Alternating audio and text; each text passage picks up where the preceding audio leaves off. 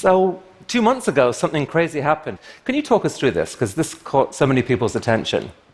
I'll stay quiet for the very beginning, and then I'll start talking. 5, 4, 3, 2, 1. Liftoff. Go Falcon Heavy. So this was such an important moment for SpaceX. With the Falcon 9 and now the Falcon Heavy, we can launch into orbit any payload that has previously been conceived or is conceived right now. We've got a couple of launches of Falcon Heavy later this year, so this had to go right. It was the first time we flew it, and the star of the show, of course, brother and sister side boosters landing. I was excited. Thanking my team. By the way, there's maybe 1,000 people standing around me right there. And Starman. Starman did not steal the show, though. The boosters did. There had to be some payload. Why not put a Tesla into space? I mean... Exactly. It's perfect. Gwynne, let's wind the clock back. How did you end up an engineer and president of SpaceX? Were you super nerdy as a girl? I don't think I was nerdy, but I was definitely doing the things that the girls weren't doing. I asked my mom, who was an artist, when I was in 3rd grade, how a car worked. So she had no idea, so she gave me a book, and I read it.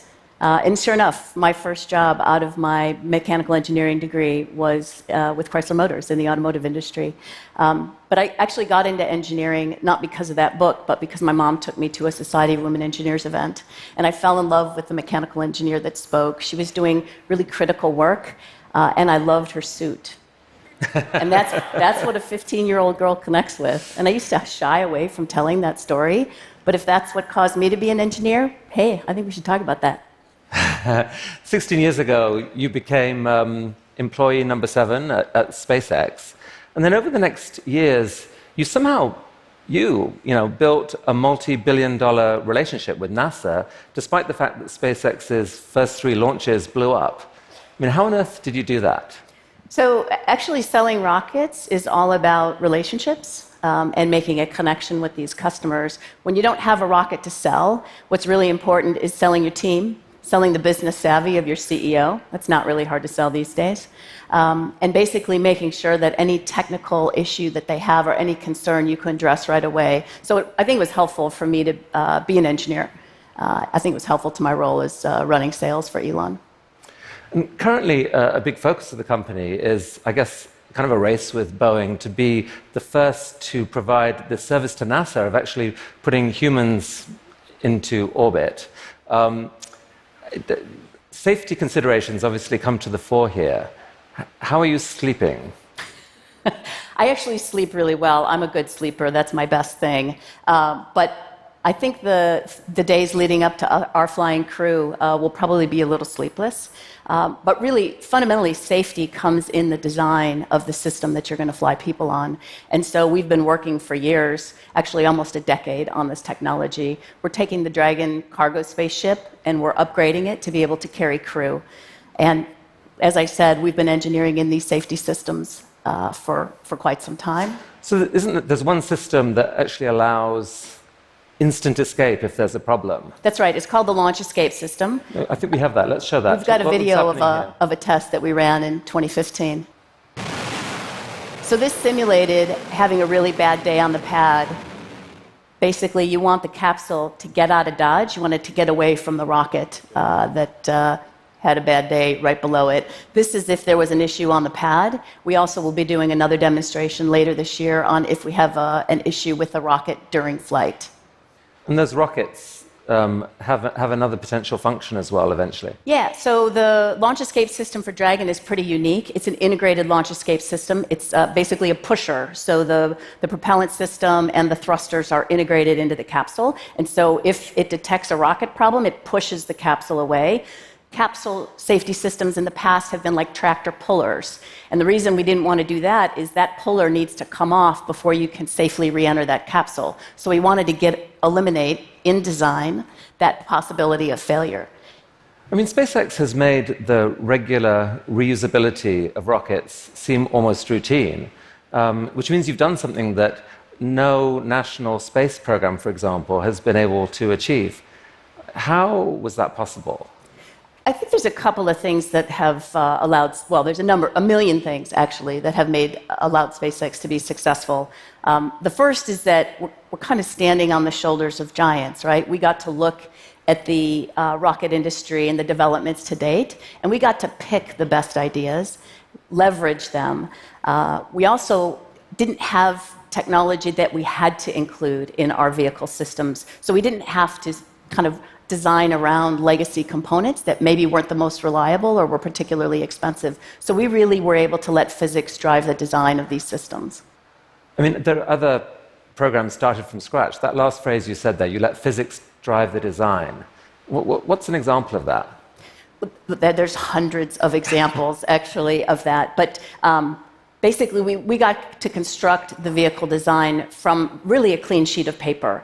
And we got to make decisions that we wanted to make. The tank architecture, it's a common dome design. Basically, it's like 2 beer cans stacked together, one full of liquid oxygen, one full of RP. And that basically saved weight. It allowed us to basically take more payload for the same design. One of the other elements of the vehicle that we're flying right now is we do use densified liquid oxygen and densified RP, so it's ultra cold. And it allows you to pack more propellant into the vehicle. It is done elsewhere, probably not to the degree that we do it, but it adds a lot of margin to the vehicle, which obviously adds reliability. Gwynne, you became president of SpaceX 10 years ago, I think. What's it been like to work so closely with Elon Musk? So I love working for Elon. I've been doing it for 16 years this year, actually. I don't think I'm dumb enough to do something for 16 years that I don't like doing. He's funny, and fundamentally, without him saying anything, he drives you to do your best work. He doesn't have to say a word. You just want to do great work. You might be the person best placed to answer this question, which has puzzled me, which is to shed light on this strange unit of time called Elon time. For example, last year I asked Elon, when Tesla would auto-drive across America, and he said, by last December, which is definitely true if you take Elon time into account. So what's the conversion ratio between Elon time and real time? You put me in a unique position, Chris. Thanks for that. There's no question that Elon is very aggressive on his timelines, but frankly, that drives us to do things better and faster. I think all the time and all the money in the world does not yield the best solution, and so putting that pressure on the team to move quickly is really important. It feels like you play a kind of a key intermediary role here, where, he sets these crazy goals that have their impact, but might, I don't know, in other circumstances, might blow up a team or set impossible expectations.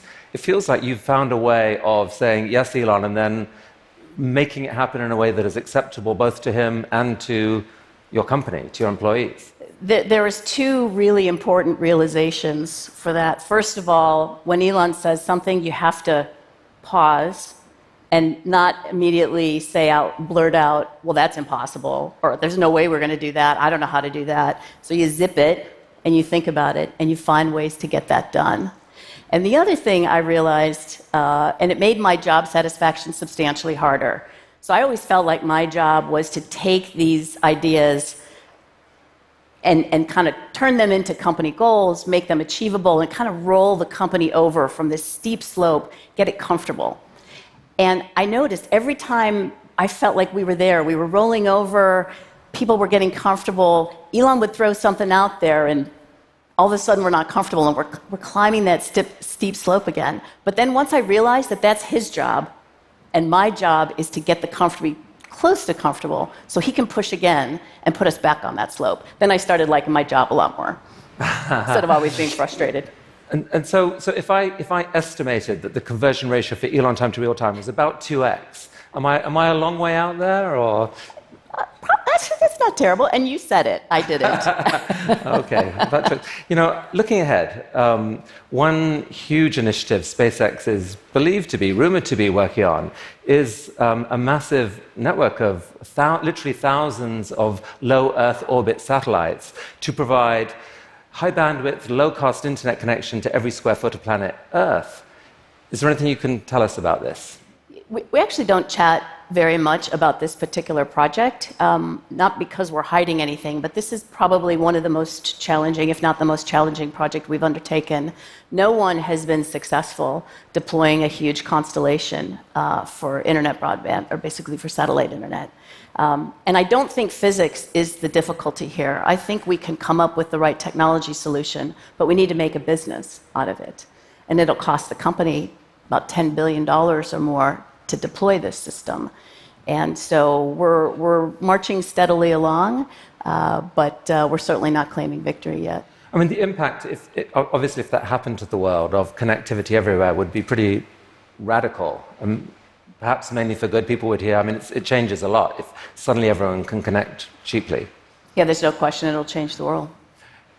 How much of a worry is it, and how much of a drag on the planning is it? Are concerns just about space junk? People worry a lot about this. This would be a huge increase in the total number of satellites in orbit. Is that a concern? So space debris is a concern.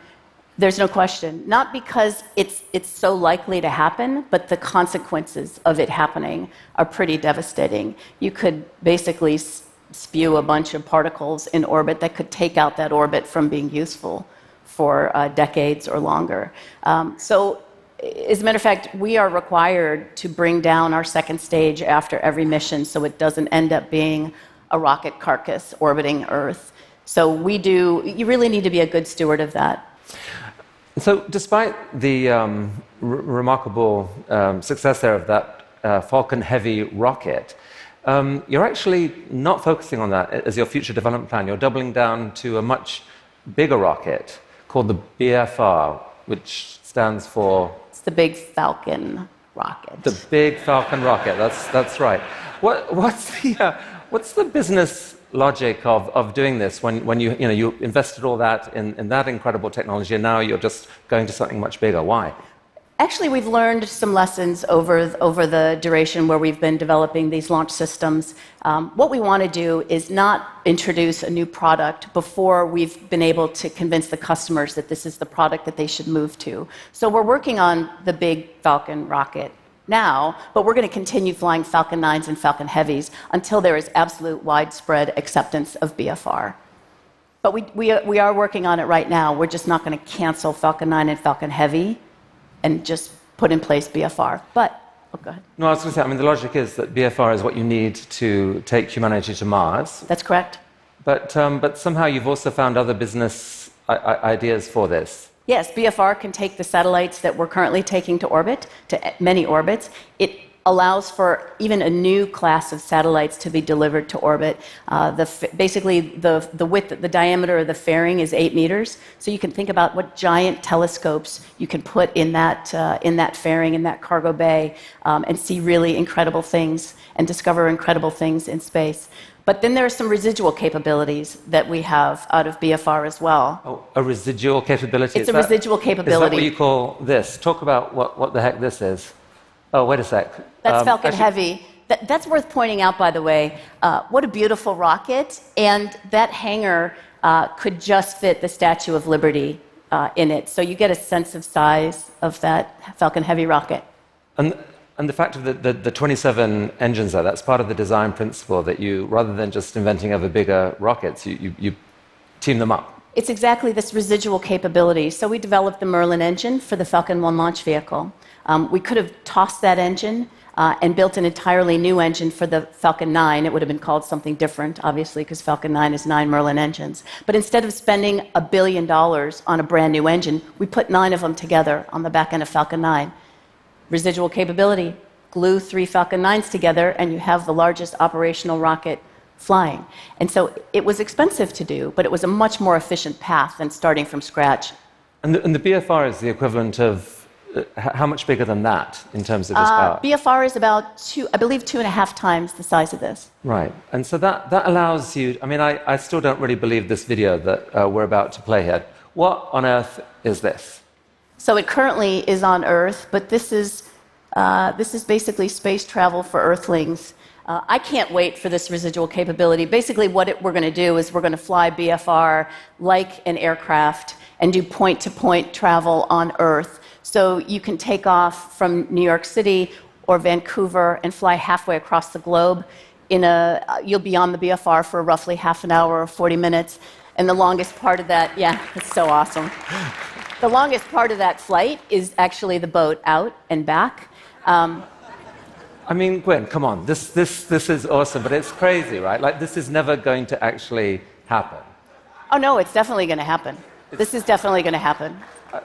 How? Like, what? I mean, so first of all, countries are going to accept this incoming missile that's landing on, you know. So, Chris, can you imagine us trying to convince a federal range, Air Force bases, to take the incomers? Because we're doing it now regularly, right? We're bringing the first stages back, and we're landing them on federal property on an Air Force base. So I think doing it, I don't know, 10 kilometers out from a city, maybe it's only 5 kilometers out from a city. But how many passengers can possibly afford the fortune of flying by space? So the first ship, the first BFR, is going to have roughly 100 passengers. And let's talk a little bit about the business. Everyone thinks rockets are really expensive, and to a large degree they are, and how could we possibly compete with airline tickets here? But if you think about it, if I can do this trip in half an hour to an hour, I can do dozens of these a day, right? And yet a long-haul aircraft can only make one of those flights a day. So even if my rocket was slightly more expensive and the fuel is a little bit more expensive, I can run 10x at least what they're running in a day and really make the revenue that I need to out of that system. So you really believe this is going to be deployed at some point in our amazing future?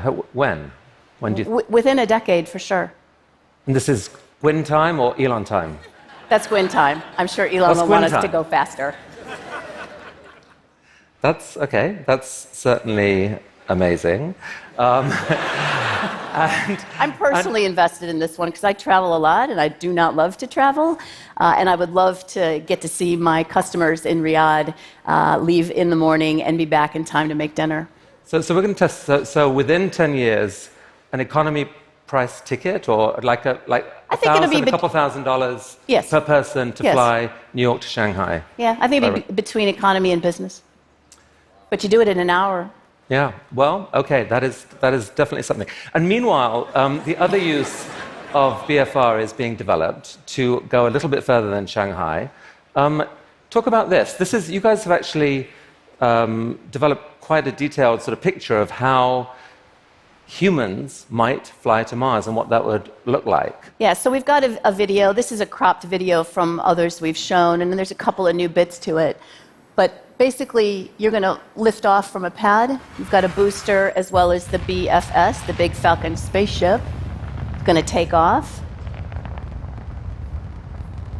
The booster is going to drop the spaceship off in orbit, low Earth orbit, and then return, just like we're returning boosters right now. So it sounds incredible, but we're working on the pieces, and you can see us achieve these pieces.